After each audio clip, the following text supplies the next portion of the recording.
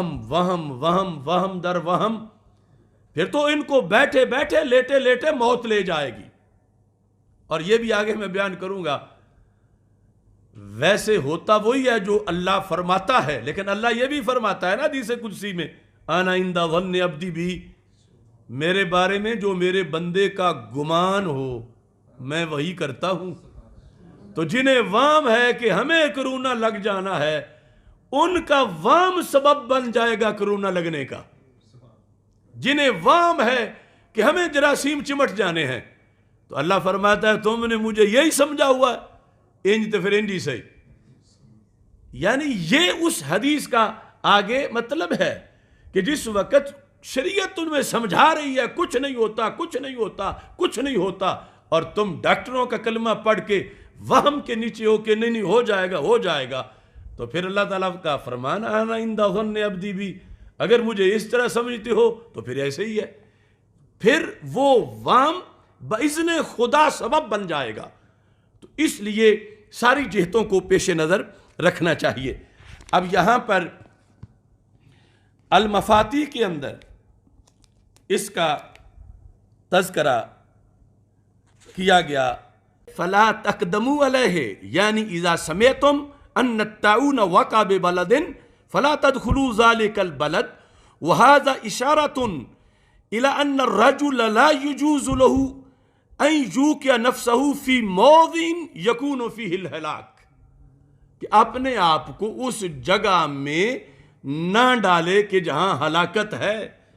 شریعت نے سد ذرائع کے طور پر اسے روک دیا، فلا تخرجوا فرارا منہ، یعنی اذا وقع الطاعون وانتم فیہ فاصبروا وتوکلوا ولا تفروا، صبر کرو، اللہ پہ توکل کرو، نہ بھاگو۔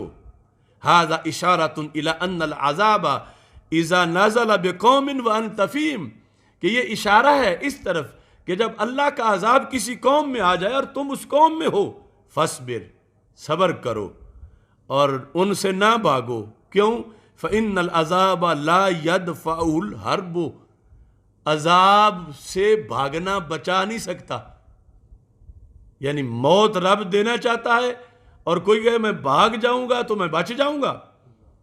فإن العذاب لا يدفع الحرب، کہ عذاب کسی بستی پر جو کہ غیر مسلم بھی ہے وہاں پر، تو ان کے لیے تو کرونا اور طاعون عذاب کی حیثیت سے ہے، اور باقی کے لیے آزمائش ہے، تو پھر لا يدفع الحرب، بھاگنا اس کو دفع نہیں کر سکتا۔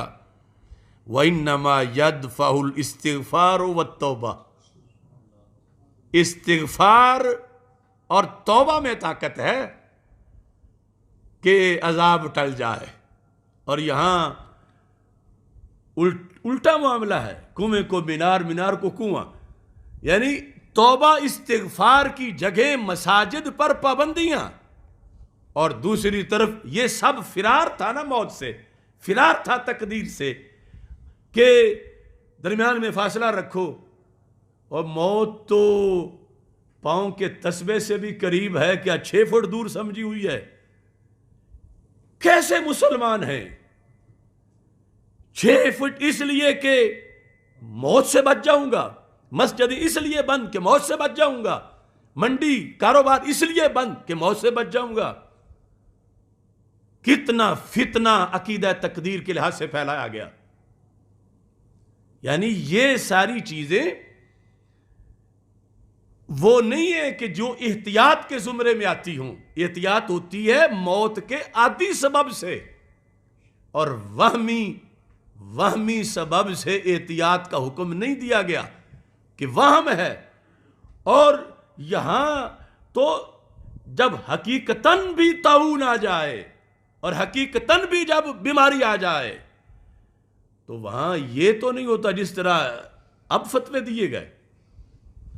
طاعون میں ہزاروں لوگ شہید ہوئے، ایک مسجد بند نہیں ہوئی۔ ہم 14 صدیوں کا طاعون کا ریکارڈ پیش کر سکتے ہیں۔ طاعون میں فوت ہونے والے کسی ایک کو پھینک نہیں دیا گیا، انہیں غسل دیا گیا، انہیں کفن دیا گیا، انہیں ادب سے اٹھا کے دفن کیا گیا۔ ان کے لحاظ سے جو صحت مند تھے انہوں نے خدمت دن رات اس پر وہ مامور رہے کہ رب نے ہمیں بیمار نہیں کیا تو ہم بیماروں کی خدمت کریں. لیکن آج تو یعنی انسان کو ایک نفرت کا حوالہ بنایا جا رہا ہے. اگر کتا قریب آ گیا تو بیماری نہیں لگے جائے گی، لیکن کرونا والا آ گیا تو بیماری لگ جائے گی. کیسی انسانیت کی تذلیل ہے. اور پھر اصل عقیدہ توحید اور عقیدہ تقدیر کے لحاظ سے یہ بہت بڑا فتنہ، کتنے ہزاروں لاکھوں نہ جانے کتنا نقصان ایمان کا ہو چکا ہوگا. اللہ سب کو محفوظ رکھے کہ ہر ایک اپنے اندر پتہ نہیں کیا کیا اللہ ماشاء اللہ رکھ رہا ہے، کہ جبکہ سرکار صلی اللہ علیہ وسلم ادھر واضح طور پر فرماتے ہیں کہ اس طاعون سے بھاگنا فرمایا یوں ہے جیسے تولی یوم الزحف ہے، کہ سامنے کفار کی فوج ہو اور ادھر تم کھڑے ہو. اس کو کہتے ہیں اب بھاگو گے تو گناہ کبیرہ ہے. اللہ کا فرمان قرآن میں ہے. اب جتنا جرم کافر فوج کو سامنے دیکھ کے بھاگ جانا ہے، سرکار فرماتے ہیں اس کے برابر ہی طاعون کا سن کے بھاگنے کا بھی جرم ہے. کرونا کا سن کے بھاگنا کہ اجتماع نہیں ہوگا، یہ اجتماع سے بھاگنا ہے. جمعہ نہیں ہوگا، جمعے سے بھاگنا ہے. جماعت نہیں ہوگی، جماعت سے بھاگنا ہے. اور یہ بھاگنا اس بیس پر کہ موت آ جائے گی تو یہ تو گناہ کبیرہ ہے.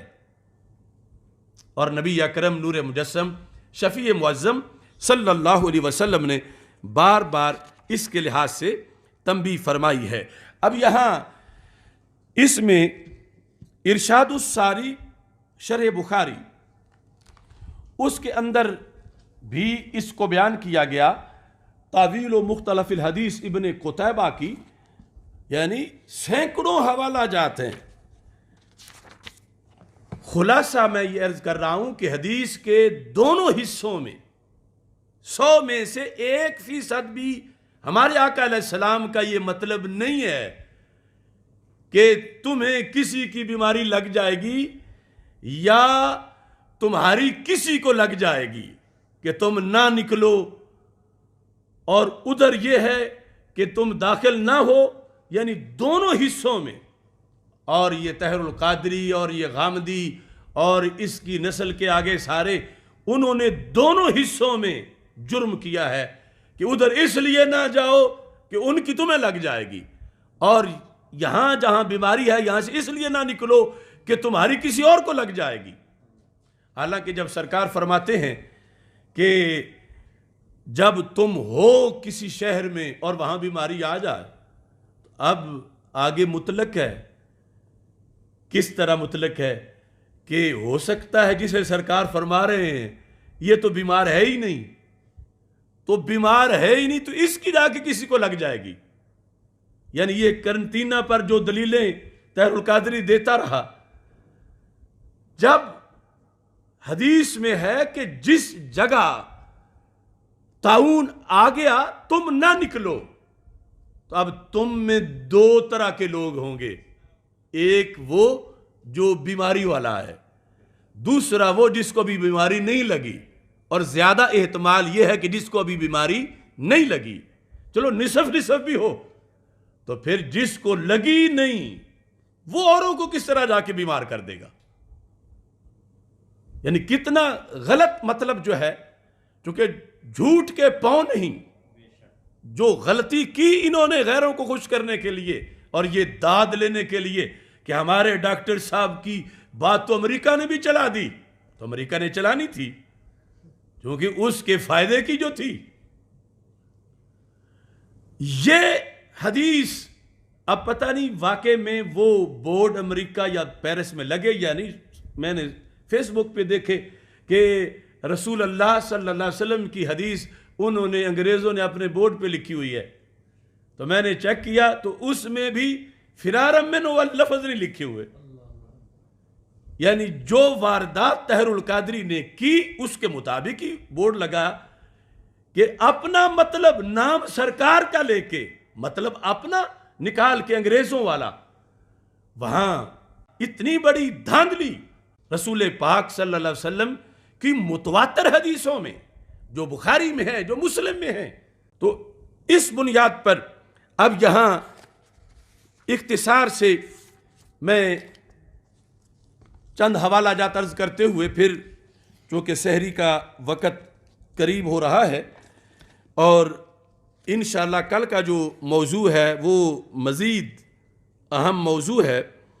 نبی اکرم نور مجسم شفیع معظم صلی اللہ علیہ وسلم نے جو فرمایا کہ لا تخرجوا فرارا منہ، اس کے لحاظ سے بھی ارشاد الساری میں بھی وہی ہے کہ پھر تقدیر سے فرار ہوگا، پھر پیچھے مریضوں کا کون دھیان رکھے گا، اس طرح کے معاملات ہیں. اب یہ ضمناً جن احادیث میں یہ ہے کہ کوڑ کے مریض والے کو دور سے ہی فرما دیا تیری بیعت ہو گئی، جن میں یہ ہے کہ کوڑ کے مریض کو نظر جما کے نہ دیکھو، اس طرح کی جتنی بھی حدیثیں ہیں ان میں سے کوئی ایک جگہ سے بھی کوئی دکھائے کہ سرکار نے روکا اس وجہ سے ہے کہ اس کی بیماری تمہیں لگ جائے گی. روکا ہے لیکن ساتھ بٹھایا بھی ہے اور ساتھ بٹھا کے کھلایا بھی ہے. اب ڈھونڈنا پڑے گا پھر روکا کیوں ہے. اگر اس لیے روکا ہے کہ بیماری اس کی لگتی ہے تو پھر سرکار میرے تو اللہ کے حکم کی خلاف ورزی نہیں کر سکتے. اللہ فرماتا وَلَا تَقْتُلُوا أَنفُسَكُمْ کہ اپنے آپ کو قتل نہ کرو، اور کوڑ والا ساتھ بٹھائیں تو بیماری لگ جاتی ہے اور سرکار بٹھا رہے ہیں اور لا تقتلوا کی مخالفت کر رہے ہیں. ہرگز ایسا نہیں ہو سکتا.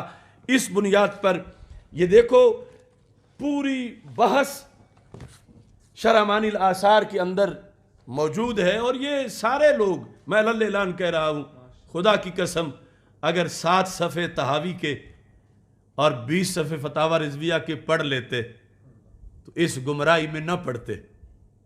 اتنی شاندار تحقیق امام تحاوی نے اس مقام پر کی ہے.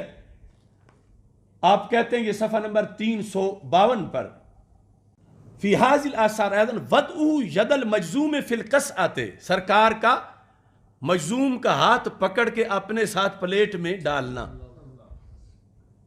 فدل فعل رسول اللہ صلی اللہ علیہ وسلم ایضاً علی نفی الیدا، تو ہمارے آقا علیہ السلام کے فعل نے بھی ثابت کیا. ایک تو ہے نا قول لا دوا، فعل نے بھی ثابت کیا کہ یوں بیماری متعدی نہیں ہوتی. فعل نے بھی کیسے ثابت کیا؟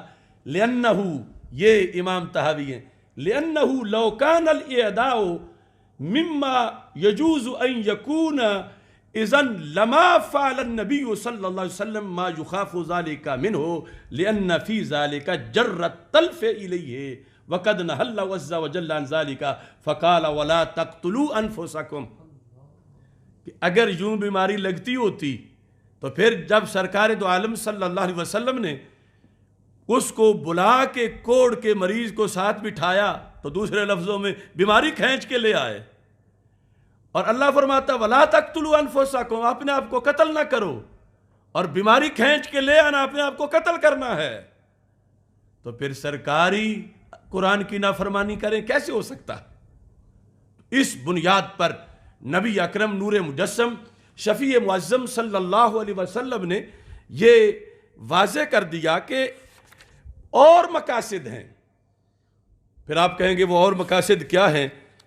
تو اختصار کے ساتھ میں آپ کے سامنے وہ مقاصد اختصار سے عرض کر رہا ہوں تاکہ اعلی حضرت نے 6 مقصد لکھے ہیں صفحہ نمبر 240 پہ. اب دیکھو اردو میں لکھا ہوا نہیں پڑھ رہے. اتنی بھی حدیثیں تھیں کہ بیمار جانور نہ داخل کرو، صحیح جانوروں میں حضرت عمر رضی اللہ تعالی عنہ نے کوڑ والی خاتون کو کہا تو گھر بیٹھی تو اچھی تھی. ہر ایک کے لحاظ سے، کیونکہ دوسری طرف ایک تو احادیث ہیں، خود صحابہ کے اعمال ہیں، نبی اکرم صلی اللہ علیہ وسلم کے فرامین ہیں